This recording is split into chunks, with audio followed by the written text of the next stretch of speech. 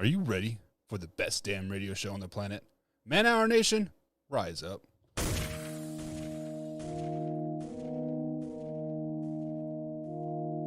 JuJu. You don't want to be every time, no. I would like to personally welcome you to Man Hour After Dark. Say that thing. While I bring you the host, Mike, Buck, and Cone. You know who's coming to the stage. Sports talk than what you about to hear right here. I second that. Go.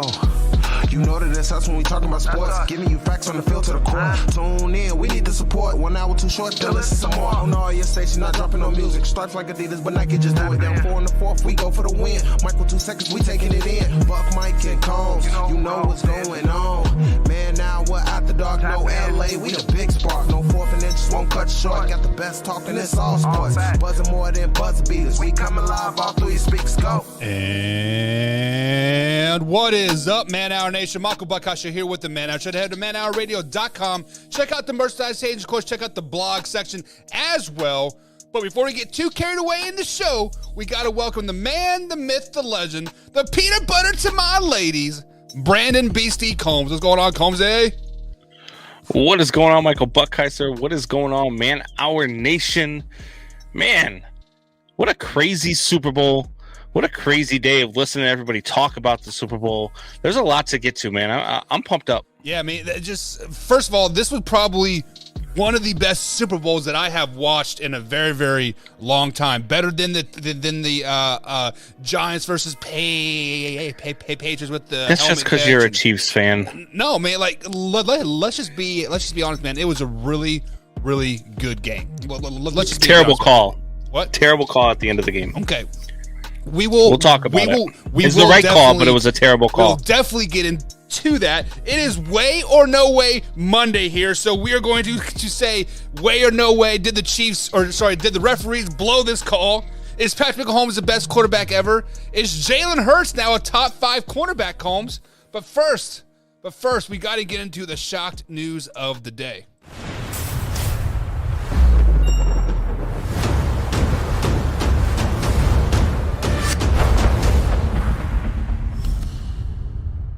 So the shock news of the day has to go to my man, Derek freaking Carr. This man has officially said, you know what, Las Vegas Raiders? Put it in your pipe and smoke it. Derek Carr has officially said that he will not be waiving his no trade clause to any team in the NFL. So basically forcing the Raiders to pay the man the $40 million or to outright release him in the next couple days. Now, when I posted this on Facebook, my uncle, which is a very, very smart football mind, he's like, hold up. Why is Derek Carr doing this? It's plain and simple, Brandon Combs. He is doing this to stick it to the freaking man. Why would you want to give the Las Vegas Raiders compensation to basically saying F you at the end of the day? When they do this, the Raiders are not getting nothing in return for Derek Carr. They're getting absolutely zero. I think they get like a 6th round conventional pick or something. I'm not for sure how that works out. But basically, in the end, they're getting jack squat from my man Derek Carr. Derek Carr's a top 10 quarterback in the league. You're going to get nothing for him? Well, Vegas Raiders, Al Davis Jr. or whatever the hell your name is, or sorry, Mark Davis is, like his name. You shouldn't have screwed the man over. It's simple as that. You shouldn't have been trying to trade him for the last 3 seasons when he consistently gets better and better and better. Combs, do you remember last season? Not this NFL season, but their season before that. He led them to the playoffs when everybody and their dog was killing people on the Las Vegas Raiders. Like, if you weren't in jail, you weren't a Raider, like, at some point. Derek Carr is doing the right thing, Combs. He is doing it right, and he's just like, F you. What are your thoughts about that when you hear that? Yeah, I mean, look, he's doing the exact right thing. He's becoming an unrestricted free agent. He's going to be able to pick which situation he goes into, which, I mean, he kind of would have been able to do with the no trade clause anyway. But like you said, I mean, he's kind of sticking it to the Raiders here. He's been very vocal about leaving Las Vegas. I mean, I don't know if you heard the interview with him at the Pro Bowl. Oh, that was great. But it was like mic drop, right? You know what I mean? Like, and it was great. He's like, I guess that's why I'm not here anymore. You know, I don't expect. I mean, they had to have known this was coming, that he wasn't going to accept any trade, because why would you? You get to become an unrestricted free agent. Right. You don't have to worry about, them picking up a salary or anything like that. You get to negotiate from the start. You get to go to wherever you want. You get to talk to the teams instead of the team talking to the teams. You get to be in total control of your future. So yeah, it makes all the sense in the world for Derek Carr to do this. Yeah, and then one of the things said, like, well, does Derek Carr not want to go to New Orleans? Maybe he wants to go to be a Saint. Maybe he wants to be in that gold and black, but he knows he is going to need some help around him. So why make the Saints give him a first-round pick for Derek Carr and pay all that $40 million, right? He wants to keep Michael Thomas around. He wants to keep Alvin Kamara around. Like, you think he would have commanded a first-round pick or a second-round pick? I don't think he would have gotten anything more than a third or fourth. I mean, you might have had a couple of picks in there, but yeah, I mean, whatever team he's going to go to, I'm not worried about the picks. I'm worried saving about them a couple of picks. The $40 million salary cap that he would have wanted. Yeah. That's the other thing, is being able to spend. You don't want to handcuff anybody heading into free agency, which I believe I thought it used to start right after the Super Bowl, but from what I just heard, it actually starts 2 weeks from tomorrow. So it actually starts in 30 days. So you can do all the free agency stuff now, but nothing is set in stone until 30 days from the end of the Super Bowl. That is when you can officially start signing all your free agents and stuff like that. So we will start hearing, oh, the Patriots offered Randy Moss 6 years, $85 million to come play, but it is not set in stone until 30 days after the Super Bowl. So it's not tampering if they go and talk with players then right now. It is not tampering. But I'm not exactly for sure how the tampering works. It is usually when like a player is underneath contract and then you talk to them now, like, hey, why don't you come over and join us? Like when the Miami Dolphins did to Tom Brady last year or whatever, right? So that would be tampering. I gotcha. Yeah. Okay. All right, well, it makes sense. Yeah, it makes perfect sense. But we do got some people jumping in the chat here. We got Javier jumping in the chat, and he says, KC win the Super Bowl. Yes, they did, my man. They won the Super Bowl, and it is a magical time of year to be winning that Super Bowl. Love it. Gift wrapped, okay. So Combs, I just noticed when I clicked on this comment, it popped up on my screen, your screen, and the main screen. Crazy. We see Drew jumping in the chat here. So I'll have to fix that. What's up, Drew? Hope you're having a grand one. I haven't seen Drew in a very, very long time here in the chat because, well, we're like 3 hours later and he sleeps, I guess, right? I don't know. Something like that. Yeah, I know he works late. So, Drew, I think one of his 47 teams won last night, didn't they? I believe so. Just kidding, Drew. We love you. I do think Drew is a Chiefs fan. So, Combs, are you ready to talk about this Super Bowl? Let's talk about it. Let's get into it because there's a lot to digest here, and I want to definitely get into this with you. Okay, so guys, as you know, the Kansas City Chiefs won the Super Bowl last night, 38-35, and the game kind of ended on a controversial call, if you want to call it that. But James Bradberry was called for holding JuJu Smith-Schuster to in the game that basically ultimately let the Kansas City Chiefs seal the game and run the time out in the end. So with that being said, Combs, I had gone back and forth all day long about this, and I am on the side that it was a correct call. He held him, and he altered the play, and yada, yada, yada. And people are like, whoa, you can call this play in the regular season, but not in the Super Bowl. My first thought was, well, if it's a hold in the regular season, then it's a hold in the Super Bowl, so you need to calm your roll on that. So first things first, James Bradberry holding call. Let's talk about that. First things first, do you think it was a hold? Initially, when they're making contact at the line of scrimmage, he pulls his jersey, and that is the hold. So yes, I'll give you that part of it being a hold, but there is so much more that goes into this. And I know you're a Chiefs fan. Mm-hmm. I know you're a Chiefs fan. I get it. I get it. And to me, look, I had no stake whatsoever other than my money and my squares and all that other stuff, going for me. But either way this would have went. Had this been on the Chiefs and it had been the Eagles driving, I would say the same thing. You can't make that call after you haven't called it all day long. You've let the players play, which is what you should be doing in this game. You had the helmet to helmet on the first play of the game that should have been called. That was never called. You had the earlier in that drive, that game-winning drive for the Chiefs. You had another leading with the crown of the helmet that could have been called. Like, there are so many things that they let go through the course of the game, and they just let the players play.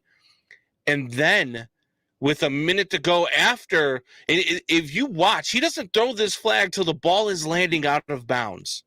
Until the ball is 5 yards over. Watch it again, because it's not even the side judge who is off to the side right in front of where the players are at, where the holding occurred.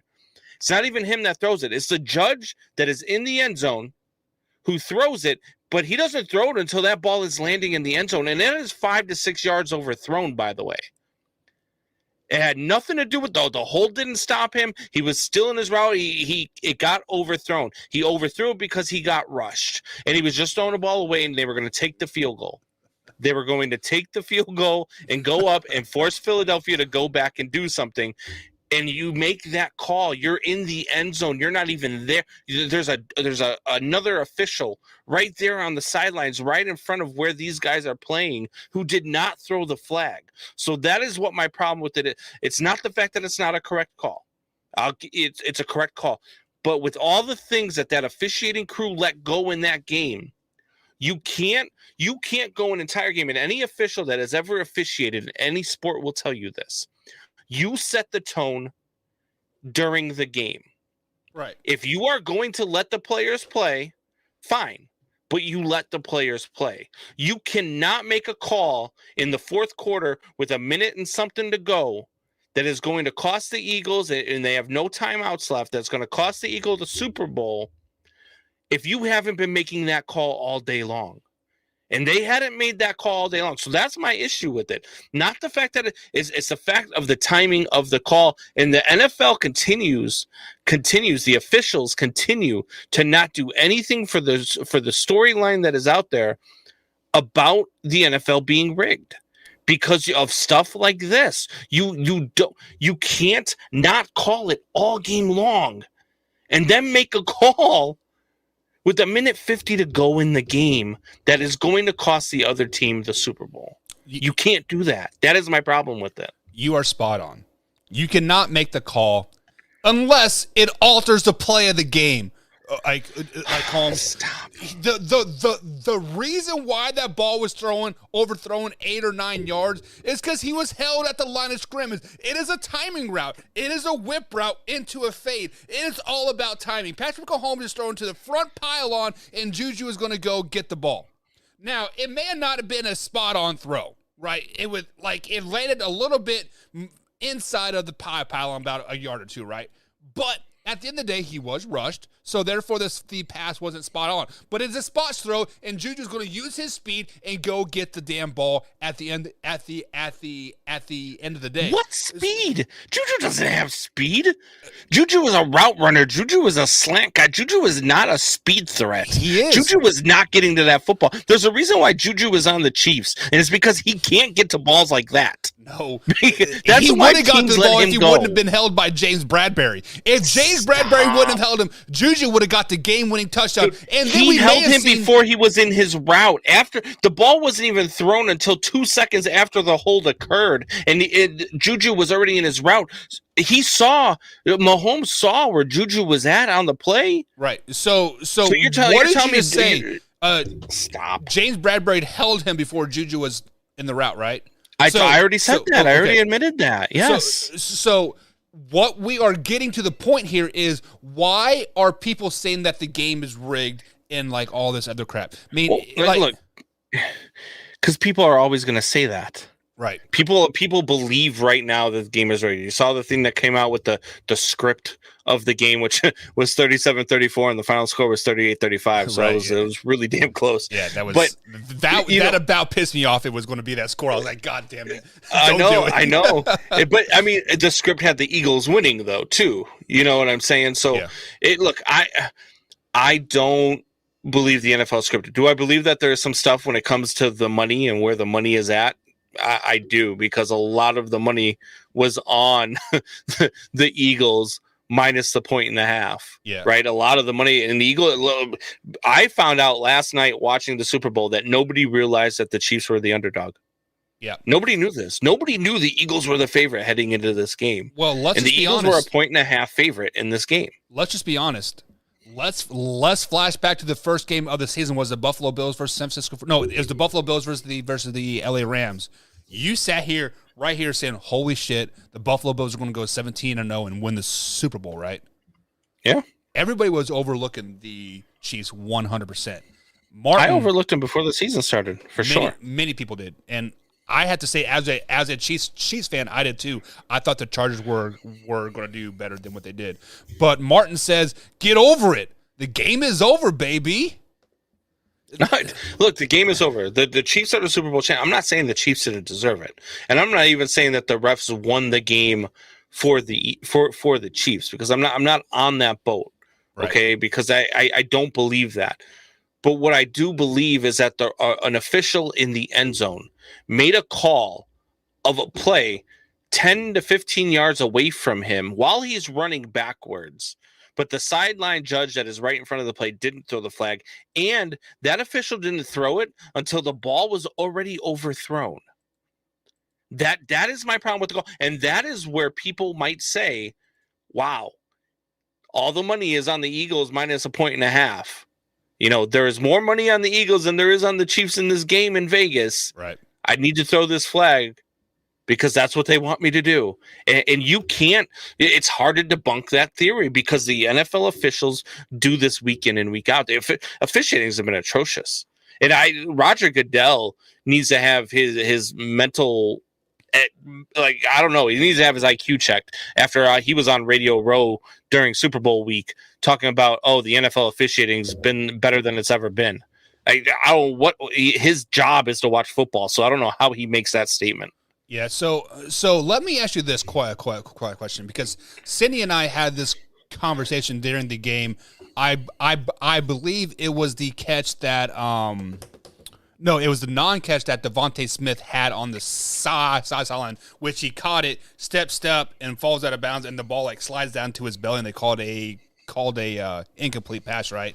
And like she's like, "What is the catch?" Like, I don't know anymore. Like, that was a freaking catch. Like, just like straight up. Now you have been on the record many times saying that you want a computer refs in Major League Baseball, right?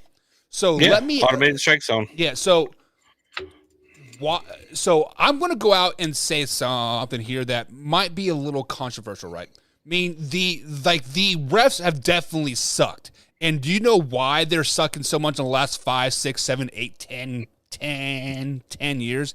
It's because of the replay system.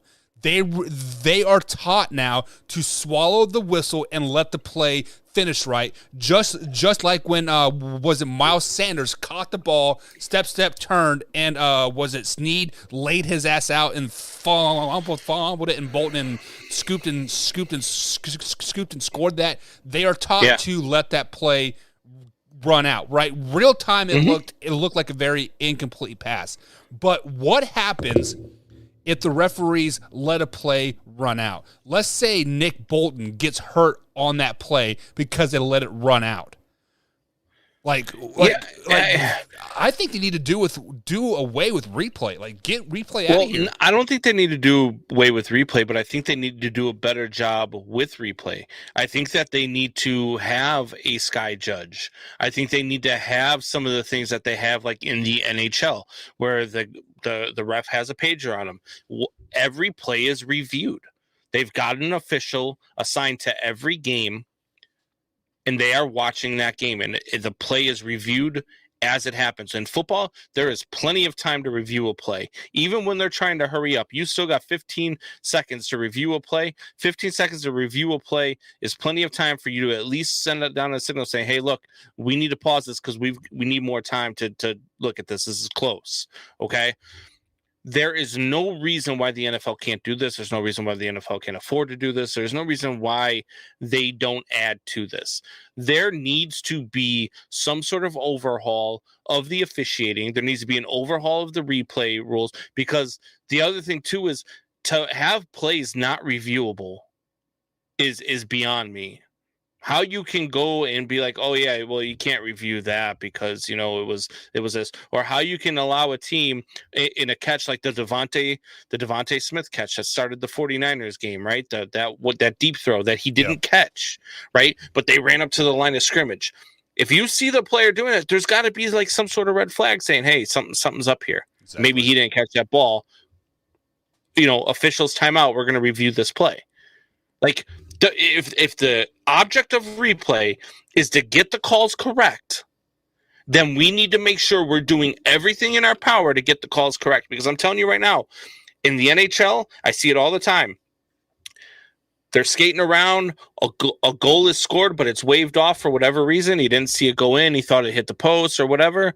They wait until play is stopped, and then they go back and they review it. And if it's determined to be a goal, they put the clock back to what time the goal was scored, and they go from there. Yeah, but I don't like that either, because so much. Why? It got you guys into the Super Bowl. Whatever. That same exact play got you guys into the Super Bowl. They said, no, wait, we messed up. We have to go back. The referee was coming in to blow the whistle. It was a correct call. I'm not saying it wasn't. Yeah. But imagine if they didn't do that. Well, no. Imagine if they just went to it and said, "Oh no, sorry, you ran another play. We can't do this." So here, like when you said your hockey scenario there, let's say the team scores a goal, but it got waved off, right? And they play yada yada yada, and then the other team scores a goal, right? In the midst of that process, they go back and review it and deem that the Chicago Blackhawks scored a goal. So now does that other goal not Correct. Not count? That is complete Correct. Bullshit. Like, no, that is the stupidest thing I've ever seen in my life. Because you go back and you get the call correct. So review it right then and there. The play wouldn't. The problem with the difference is in hockey, it's so fast paced, right? As opposed to football, where you got 40 seconds on a play clock. Right. If I thought the puck hit the post, it bounces out to the point, and they go on a 3-1 break and score. That's a completely different scenario, right? Like you're going down a 3-1 break because you got an advantage on a place where you didn't have an advantage, right? 5-6 minute play time. Well, it's same thing if you go off sides in hockey. If you go off sides and you score a goal, they'll take it back to when the puck got brought into the zone. And if it was off sides, that goal is waved off. That's why hockey's a sport in America. That's it's not. You're out of your mind. But they have got to revamp the officiating. They've got to hold their officials accountable in the NFL, and they have to revamp the replay system. If a coach gets 2 challenges in a game, and if he gets both of them right, he gets a third one. Right. Everything should be reviewable. Now, maybe not penalties. I get that. Same reason why you can't argue balls and strikes or challenge balls and strikes in baseball, because it would just be too much, right? But you can replay catches. You can replay. You can replay whether or not hell, pass interference needs to be a replayable freaking rule. They tried that a couple years ago after the Saints Vikings thing, and never right. And it was stupid because they didn't do it the right way. They didn't teach the officials the right way, and even the officials said it. They didn't get any training on it. We were told to look at it. If we look at it, if we still determine, because they didn't do it the right way. They need to do it the right way. There needs to be a sky judge. There needs to be officials watching every single game, every single down. There should be one official. There should be 30 officials in New York every week watching football games. That's all they should do. And you put them each in front of a screen. Here's your game. That's what they do. That's what they do in hockey. Like there's no hockey makes like a tenth of what the NFL makes. Right. There is no reason why the NHL can get this correct. So, but hockey cannot, or football cannot. It is kind of funny because I feel like we are complete opposite spectrums on here. Like you want every play to be replayed, and I don't want replay at all. Like it is like honestly, like I'm getting sick of like them swallowing the whistle. Like, oh, let the play run out. If you don't have replay at all, you guys lose that game yesterday. Do we? Yeah, because they have that that catch doesn't get overturned. That catch by Goddard doesn't get overturned. That catch was counted. I'm say the only count the only catch that was overruled that. So, which was the catch was Devontae Smith one like in the first quarter. Oh, yeah, sorry, the Devontae Smith. Yeah. I got my plays mixed up. But I'm saying that those are big plays. Those are things that was a huge play. Yes, that change. Yeah, it changes momentum. It changes everything. So if there's no replay, the Eagles probably win that game yesterday. Well, in our defense, because they got the stopped Eagles still scored on that drive. We could. No, they did not. Yeah, they did. On the Devontae Smith. They did not score a touchdown on that one, did they? Yes, because the very next play was a 3rd and short or 3rd and 1. And of course, they ran another quarterback sneak and gained like 18 yards on it. Dude, how good were those quarterback sneaks yesterday by Philadelphia? Like, I was legit like, just run a fucking quarterback sneak every play. Like, we can't stop the fucking thing. Like, yeah. And not only that, but I mean, he wasn't just getting the half yard or the 1 yard that he needed. Yeah. They were pushing him for 4. There was at one point I said, screw it, just push him to the end zone. Yeah. Did you see that play where like Chris Jones tried to jump over the top and Jason Kelce's like, nope, I'm going to drive you back 15 yards. Ha. I was like, good God. It was. And Jalen Hurts carried him for like a good 10 years or 2 yards around his neck. Yeah. Eugene Graves has jumped in the chat here. He says, Chiefs win. Game over. Get over it. The Chiefs did win. Chiefs are Super Bowl champions. There's no taking it away from them.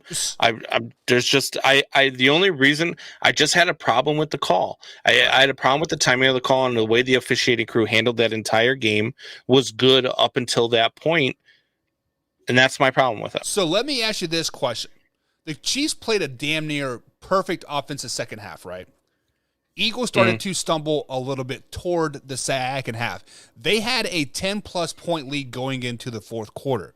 Do you think the Philadelphia Eagles lost this game, or the Kansas City Chiefs won this game?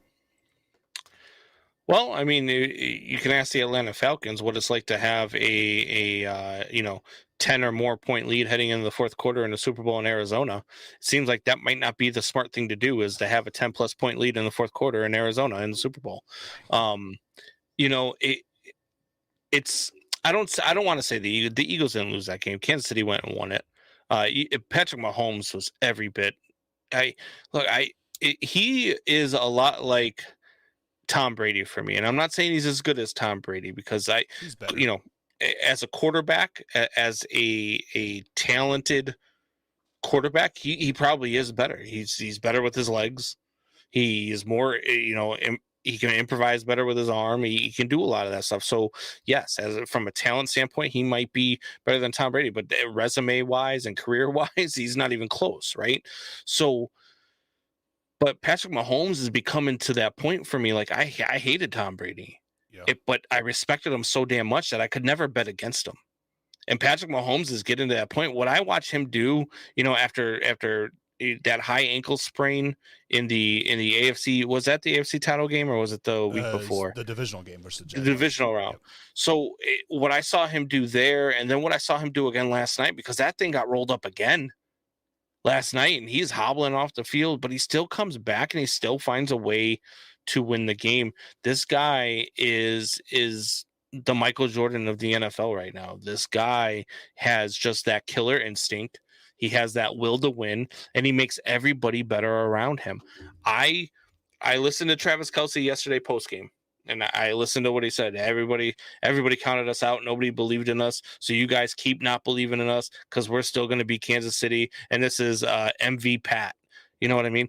Because I counted them out. I thought the loss of Tyreek Hill was going to be a lot more for them than what it really was. And the reason why is because Pat Mahomes is that dude. He's just that dude. Yeah. So now I've been on record saying that I thought the Kansas City Chiefs were going to be better without Tyreek Hill on the team, and I'm still standing by that. But you also have to realize they did a lot of in the off season here. They picked up MVS, JuJu. They traded for Tooney, week 7 or week 8. They drafted well. They picked up Sky Moore, Isaiah Pacheco. I mean, they basically got 5 guys to replace one. And now, I'm not trying to discredit Patrick Mahomes whatsoever, but when you need 5 guys to replace one, you better be better, or you're wasting a lot of money, right? But yeah, I mean, it also helps with every injury that you have. You replace them with a referee. I mean, that helps too. Jesus. Just kidding. But to say if the Eagles lost this game or the Chiefs won this game, I mean, definitely the Kansas City Chiefs won this game. They made proper halftime adjustments there. Now, let's just be honest.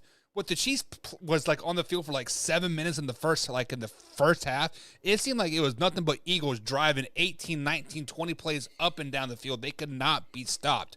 Now, once Kansas City Chiefs got on the field, they started to do the Kansas City Chiefs thing. Now, people can say, oh, they're uncharacteristic. They just weren't on the field. So definitely Kansas City Chiefs started to win the game in the second half. They had a couple huge defensive stops. Of course, the fumble helped as well. And it just the Chiefs definitely won this game. It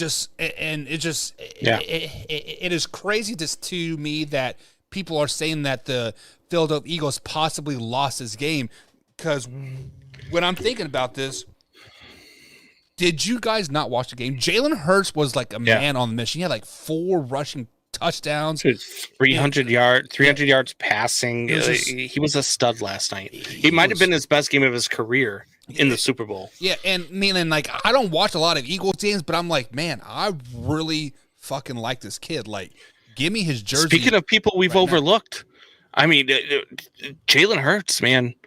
For the last 2 years, I've said Philly still does not have their quarterback because Jalen Hurts isn't that guy. Right. And look, he's proven me wrong. Jalen Hurts is that dude.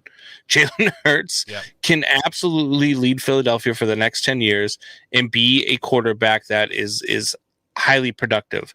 And did you see that on Radio Row this week where there was another reporter who actually went to Jalen Hurts during the press conference while he was up on the podium and said, Jalen, I've got to admit to you that I never thought that the Eagles would be here with you as their quarterback. And he goes, well, yeah, there was a lot of people who thought that. And he goes, so I just want to apologize to you man to man. And Jalen Hurts was like, cool. But I mean, it's a great interaction between a player and media, and he's just being honest with them. And that is the approach that a lot of us have to take because a lot of us didn't think the Philadelphia Eagles were going to get here with Jalen Hurts as their quarterback. Yeah, and I actually said earlier in the week that I thought Jalen Hurts had to prove it one more year to get that long-term deal, to get that $100 million, $150 million deal. And after the performance on Sunday, I don't think he has to anymore. So I'm going to recant that statement. Give this man the money. Make him your long-term guy. So when we wrap our heads around that, Combs, we look at top 5 quarterbacks in the league. We've been putting Patrick Mahomes up there, Joe Burrow, Josh Allen. Some people have been putting Lamar Jackson up there as well. Is it time to put Jalen Hurts as a top 5 quarterback in the NFL? Yeah, I mean, I don't think that there's any argument against it right now. I really don't. I think Jalen Hurts is a top 5 quarterback in this league right now. And this year he was a top 2 quarterback in this league. There's no doubt about that. This guy has done something special, but let's give the Eagles organization credit too, because the Eagles organization saw something in Jalen Hurts and they went out and built around this dude. They went out and got him pieces. They went out and got Devontae Smith. They went out and added A.J. Brown. They went out and got the pieces on the offensive line that they needed, on the defense that they needed. And as a Bears fan sitting here heading into this offseason, I hope that they take that model. I hope that they take that model and do the same thing with Justin Fields. The Eagles organization and Jalen Hurts right now, like it is a perfect storm. Nick Sirianni is a tremendous head coach. Jalen Hurts is a tremendous quarterback, and the Philadelphia Eagles are a tremendous organization, and they did all of the right things to build around Jalen and to make this team something that can be a juggernaut and maybe even a dynasty for the next 5 to 6, 7, 8 years. Yeah. So like when we sit back and we think about what the Eagles have done now, I am going to put Jalen Hurts as a top 5 quarterback in the league. Like what he showed me last night, I was like, man, I would almost take this guy over Patrick Mahomes. Almost. Not quite, but like almost. I'm like, just those quarterback sneaks alone, man. And just like, he's strong, man. Yeah, you are speaking of his coach. I forget which play it was, but they were challenging the some play. It was like a first down play. And Nick Sirianni,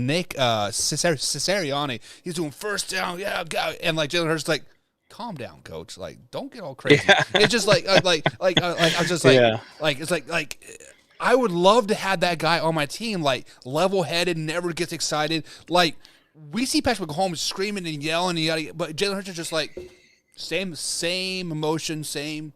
It's like, yeah, let's go to work. Fuck it, right? It's just like he is just a really, really good dude. So all those parts and pieces that you said that the Eagles have built around Jalen Hurts, is this a system thing? And it could be any quarterback that could come in there and be that guy, or is it actually Jalen Hurts, Combs? I think. Look, I do think that there's a couple guys that you could probably put in that system that would succeed just like Jalen Hurts is. But I think that it is few and far between. You could probably put a handful of guys that you put Patrick Mahomes there, and they probably are successful. They probably win that Super Bowl last night if Patrick Mahomes is their quarterback. You could put Justin Fields in that play because he plays the same style of football that Jalen Hurts does. You could look at guys like Lamar Jackson. Those types of guys could probably be successful. Well, maybe not Lamar, because you do have to be good with throwing the ball in this system as well. But there's a few quarterbacks, but like I said, it's few and far between, and it's because, again, they're a great organization. They've put a winning product around a good quarterback, and that is the key. I mean, I've got to give Philadelphia all the credit in the world. From the ownership, I can't remember the owner's name at this point in time, but from the owner down to the GM, down to the coaching staff, they've done a great job of putting this together and making this work, because let's face it, before the season, we were talking about the NFC East being the worst division in football, and there was no way none of these teams, maybe the Cowboys, would be in the Super Bowl.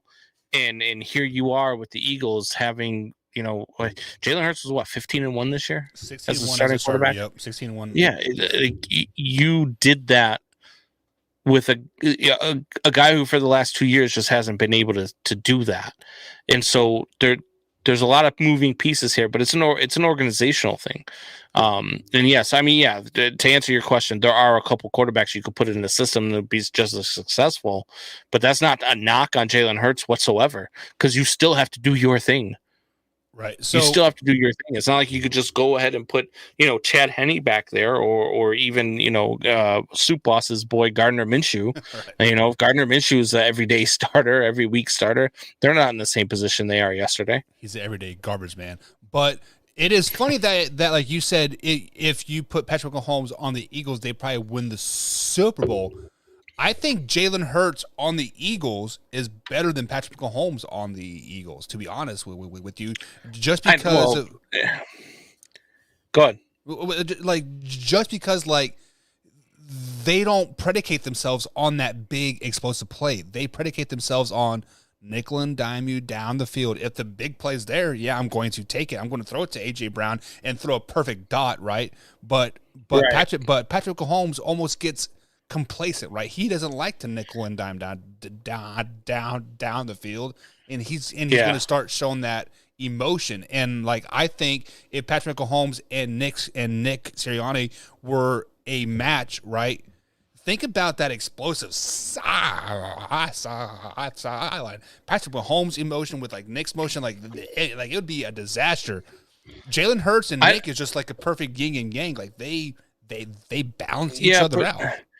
Patrick Mahomes is a leader, and Patrick Mahomes is one of those guys where he will adapt to wherever he goes, and he'll be a winner wherever he goes because he's got that killer instinct, because he's got that Jordan-like mentality. And so that's why I say if you put Pat Mahomes on there, they win the Super Bowl yesterday, just because if you take Patrick Mahomes off of the Chiefs and put Jalen Hurts on the Chiefs, it's probably not even as close, right? Right. Because Patrick Mahomes is he's just on another level. Let's just face it. Patrick Mahomes is on a different level than just about any other quarterback in the league. And there's not many that can do what he can do. The quarterback play in the NFL is for the next 10 years is in great hands. I mean, just great hands. You're talking about Jalen Hurts. You're talking about Josh Allen. You're talking about Joe Burrow, Patty Mahomes. You're talking about a lot of great quarterback play. Justin Fields, once he gets a team around him, there is a lot of things to be excited about watching quarterbacks play. And Jalen Hurts is in a good position because the NFC is so wide open right now. His division is wide open right now. They could run this division for the next 5-6 years easily. Right. So it is funny that you say that because Drew brings up a question here, and he asks, will the Eagles be successful this next season? Now, as of right now, the way too early Super Bowl odds are Kansas City Chiefs as a plus 500 and the Eagles plus 600. But Drew also brings up that the Eagles are losing 2 assistant coaches, including their OC this season. And a bunch of their guys are going to be free agents. So do you think the Eagles will be successful next year, Combs? Yeah, I do. Look, they're going to lose pieces, but they can add pieces too. I mean, there's a lot of pieces out there. I mean, look, as a Bears fan, trust me, I know that there's a lot of pieces out there because I've been scouring what's out there in free agency. I've been looking at what's in the draft just because we have $124 million to spend. So I'm excited for what is coming up in free agency. But there's guys out there. I mean, there's Orlando Browns out there. You've got a lot of Mike McGlinchey from San Francisco, another offensive lineman that's out there. There's pieces that are going to be out there and even available through trade. I mean, look at the wide receivers. You can look at the Devontae Adams. If they don't do right by him in Vegas with a quarterback, you could look at DeAndre Hopkins in Arizona. There's a lot of wide receivers out there that can be had. You can go to other places that have other wide receivers that are going to be available just because of the situations that they're in. And you can go out there and you can find that. You can be like the San Francisco 49ers and find yourself a Christian McCaffrey when you're already a damn good team. Right. You know what I mean? So you can do that type of stuff in free agency, even though you're going to lose guys. Yes, I fully am confident that the Philadelphia Eagles organization will find a way to be just as relevant next year by adding new pieces, just like they built this team from last year's team. They weren't even close. What were they? 9-8 last year? 8-9? I think they missed the playoffs last year too. Yeah, right. Yeah, if I'm not mistaken. But yeah, they weren't good. But when we talk about the quarterback play in the NFL, Combs, I think we're at like a top 10, and then the rest of the league. Right? There is going to be there's going to be a big separation. Why did the Tampa Bay Buccaneers win the Super Bowl that first year that Tom Brady went? Because it was a destination, right? People wanted to go to Tampa Bay to play with Tom Brady. People are going to want to start to go to Philadelphia to play with Nick Sirianni and Justin Hurts. People are going to want to go to Kansas City Chiefs and play with Patrick Mahomes at a discounted rate, right? So yes, the Philadelphia guys, excuse me, it would not surprise me if we've seen this Kansas City Chiefs, Philadelphia Eagles part 4, part 5, part 6 in the next 10 years. Like, they're built for long-term success. Now, the offensive line is age on the Eagles, right? Jason Kelsey's probably going to retire. That Lane guy, Torres Peck or something, just like that. So he's going to have an offseason surgery. But you go within their own division, you go within their conference. So you look at like let's go with the division. The Cowboys, they're in disarray. They're probably changing quarterbacks. They're probably a year away from changing head coaches. Hang on, they're probably losing Zeke. Pause on that 1 second, okay? What? First things first. Dak Prescott is a great quarterback. He is a top 10 quarterback in the league. With that new with the new offensive coordinator that just came in, he is going to make Dak the game manager that he is. When Dak is great, very successful, he's a game manager. He missed 5 games and still threw more interceptions than any quarterback in the league. Because he missed 5 games. He can't win. He can't win big games. And you can blame Kellen Moore all you want. He hasn't been able to win big games. They haven't won a playoff game in the 5 years that he's been there. Think about this. Every time they're in a playoff situation, Kellen Moore dials up some stupid-ass play. Hey, let's put Zeke as a center. Let's, that was stupid. That was Cowboys being Cowboys. But that's Kellen Moore being Kellen Moore. The Cowboys are going away from their quarterback. They're going away from their quarterback. They don't believe in Dak anymore, and they shouldn't. The Giants are, I believe this year was an aberration. They were a rebuilding team that found a way to make it into the playoffs. I don't think they'll do that again next year. Washington might be a team that's up and coming if they can find themselves a quarterback. Great defense. But then you move over to the north. The Bears are still rebuilding. The Lions are up and coming. The Packers are going to be down for a few years. The Vikings, they're the Vikings. I mean, they're the Dallas Cowboys of the NFC North. 13-4 and first round playoff exit. Yep. Yeah, and then you look at the South. I mean, that whole South is a joke right now with the Falcons, Panthers, Saints, and Bucks. And then even in the West, I mean, other than the Niners, does anybody scare you? So Philly is in a really good position for the next 4 or 5 years. Well, the West, what scares me about the West is is like the Rams, right? If they're going to keep Baker or not, like that's kind of a toss up. But the Carolina who's going to be their head coach? Sean McVay said he's coming back, so I could. Okay. But the Carolina Panthers, since they traded Christian McCaffrey, they've gotten sneakingly better, right? And they got their head coach. They're probably going to get their quarterback in the draft, if not free agency, a.k.a. Jimmy G. So the Panthers might be a team to you don't want to sleep on, Combs, to be honest with you. Yeah, look, they don't scare you. But even if they are, maybe they're the second or third team in the NFC. You know what I mean? But like the Philadelphia Eagles are still in the spot where they can find themselves at least in the NFC title game every single year for the next 4 or 5 years. I mean, that's just realistically the position that they are in. Now, look, it's the NFL. Anything can change. Teams can go from worst to first. I have high hopes for the Bears. The Lions have high hopes as well. I mean, they are looking really good. Yeah. The Rams, the Niners, the Cardinals, if they can get healthy. And then the AFC is just stacked. I mean, you got the AFC's got a lot of teams you got to worry about with the Chargers, the Raiders if they find a quarterback, the Chiefs. The Broncos just got Sean Payton, even though I still don't think that's going to help them very much.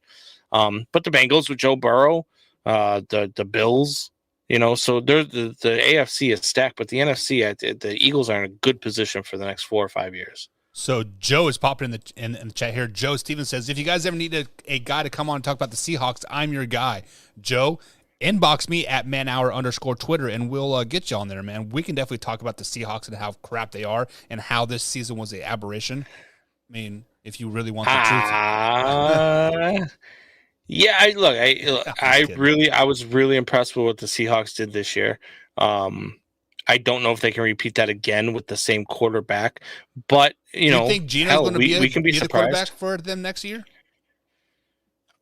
I don't. I think they go after a big quarterback, whether it's Derek Carr, whether it is Lamar Jackson. Watch out for that being a surprise destination for Lamar. You can look at some other guys that are going to be out there. Aaron Rodgers. I don't see him landing in Seattle, but I think Seattle is going to sneak in and grab a big quarterback. That's another team that always tries to win, right? They're not a team that tries to tank. They're not a team that tries to trade everybody. But they made some good moves. We'll see how they do. And look, that West too. I mean, after the play this year, we thought that was going to be the best division in football, and look at what that turned out to be. Yeah. So, I mean, honestly though, the Seahawks, we talked about teams that are quarterbacks away, right? We talked about the Broncos being a quarterback away. The Seahawks might be that team that are a quarterback away, right? I mean, because Kenneth Walker III, he is a man on a mission, right? He had a great season. DK is still there. I mean, he's still in his prime. Tyler Lockett is kind of on the backside of his prime, but there are free agents out there, like you said, DeAndre Hopkins. The Cardinals are looking to move him. Maybe he is, somewhere there. Like, I mean, it's just like it is. Yeah. I mean, the Seahawks are that wild card team that if they get that right quarterback, like the right it guy, they could probably upset the 49ers, to be honest. Yeah, I mean, it's going to be interesting. This NFL offseason might be the first time that I am really deeply in tuned into the offseason, vastly because of what the Bears have for this offseason. But just because this offseason is shaping up to be one of the more exciting ones, even though the draft class isn't the greatest draft class we've ever seen, right? This offseason is shaping up to be let's call it a shape-shifting offseason, because this could change the face of it. The Bears go out and kill it this offseason, they could end up being a top 3 team, top 2 team in the NFC. You know what I mean? They could easily be the Eagles. You start looking at other teams out there that have things to do. What do the Raiders do? Do they end up landing Aaron Rodgers to come back and play for them? That'd be a huge swing for them. What does Sean Payton do in Denver with? Again, that's a tough spot to be in. I don't know what they do, but it could mean something to you. What do the Seahawks do at quarterback? What do the Rams do at quarterback? What do the Cardinals do with DeAndre Hopkins?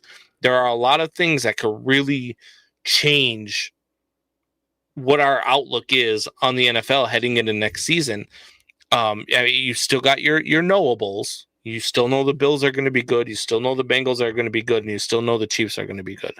The Chargers are one of those teams that are up and coming. Right. Could they be better than they were this year as long as they're healthy? Absolutely. They got a new offensive coordinator, Kellen Moore. Hello, interception. Yeah. Let me ask you something. After watching that Super Bowl last night, does the NFL need to do away with turf fields and go to all grass? No, I'm a big fan of turf because Did you see them slipping and sliding yesterday? Well, this is the reason why they're slipping and sliding is because grass turns brown in the winter, Combs, right? Grass goes dormant. What did they do to make it green? They painted it. Let's spray paint this grass. Let's make it beautiful. And that's why it was so slippery. Like, they literally Arizona's a turf field. That wasn't a grass field. That is grass. Them, Vegas, and there's another indoor field somewhere where they literally roll the turf out into the parking lot so it collects sun and rain, and then they roll it back in. Now, the Allegiant Stadium, the Raiders play on grass, but the college team, UNLV, they play on turf. So when the Raiders aren't playing, they roll it out, like they roll the grass out, and then they roll the turf, like the turf in. That's my mistake. See, I thought it was a turf field, and I know that players complain about turf all the time because of injuries. But yeah, that was watching them slip and slide yesterday was insane. I mean, all over the place. You had one of them was on a throw from Jalen Hurts. You saw him slip on the throw. You saw the kicker from Philly slip during a kick. Luckily, he still got all of the kick. But how about that catch from AJ Brown when he planted and he slipped? I think if he would have been on turf, he would have scored, honestly, because he's a big human being. He would have thrown Thornhill on his ass and he would have scored. And he's a yak guy. Yeah, he's a guy that can absolutely make you miss and rack up the yardage. So yeah, that was tough to watch yesterday, but it was such a good game, man. It was a great back game. And forth. It was so much fun to watch. And it was just it reminds you of how much fun sports are, and not just the NFL. The NFL is a great product. We all know that. It's a multi-billion-dollar product every single year. But sports in general, just to watch these events. I mean, families are coming together, people are coming together. You got all sorts of things involved now. Sports gambling is legal now, so there's a bunch of that going on. You know, I'm deeply involved in the game, even though I don't care about either team. I'm deeply involved in the game because I've got so much money vested into it. Right. You know what I mean? Like, you know, I'm waiting for this to hit and for that to hit. You know, my guy Fitzy on the Chicago show, he bet the under. I told him he was nuts. I said, you have to bet the over on this game. And he was out of his mind when they started scoring all these points. And I called it. I told him, I said, look, Philly's going to be up in this game, and they're going to be up big. And that's going to cause Mahomes to start throwing more. And that's going to be really bad for your under bet. Yeah. So first things first, did Tubi not win the commercial of the year? Like when that shit started going through the scroll menu, I was fucking pissed. I'm like, Cindy, get off the fucking remote. Yeah, I'm telling you, there were kids watching the Super Bowl last night with their families, like their uncles or their parents or whatever, that got their ass beat. They got their ass beat last night because they thought they were touching the damn remote during this game. There was some Chiefs fan or some Eagles fan out there losing his mind, thinking that somebody had the remote and they were playing games with them. Okay, guaranteed. But yeah, they definitely won the commercial of the night. So we're getting ready to wrap it up here, but I got to bring this comment from Drew. Drew says that was green grass, not painted grass, other than the logos and the yard lines. Total BS, Drew. Go back and look at the game. Look between the 40s and the 40s. Tell me that is not a different shade of green from the rest of the freaking field. That shit is spray painted green. They do that in Arizona because for one, Arizona doesn't have any water because California steals it all from dry. And it's just like it is. California steals it all. No, I think it's because Arizona's a desert. No, because California steals all the water. That's why Arizona is a desert. But Drew, I watch a TV show called Flipping Vegas. Right, it's some crazy ass dude, and they literally don't put grass out in the yards because it is always brown, so they put turf out in their yards, so they never have to mow it, and it's always green. That shit was Dude, that is fucking genius. Yeah. I need to put turf in my yard. Yeah. Damn, why didn't I think of that? I'm out there mowing every year in the heat. Right. Man, like the turf isn't from like the 80s when they're wearing like sneakers and shit, right? I mean, it's turf. I'm telling Michelle we're putting turf in the yard. That's it. It's over. Do it, man. Going turf. K-State replaces their turf every 7 years. I can get you like maybe 30, 40 feet of it for free. Yeah, I don't have much lawn, so I mean, I it's a small yard, so that'd be awesome. It is what it is. Drew says it was way too moist, and Cindy's like, "Don't say the word moist." Yeah, that sounds like that's what she said. Don't say moist, Drew. Anyways, guys, Kansas City Chiefs are Super Bowl champions. 2 and 4 years. They've been to 3 and 5 years. Combs, are they officially a dynasty? They're getting there, yeah. I mean, I don't know what the official tale is for dynasty, but they're definitely getting there. They're going to be a favorite for a long time. Very, very true. All right, guys, I won't sleep on them again. That's going to be it for the Man Hour tonight. I got to get up at 4 a.m. to go to work tomorrow, Combs. How fucked up is that? I'm off all week. Yeah. Send us out, big guy. Man Hour Nation, rise up.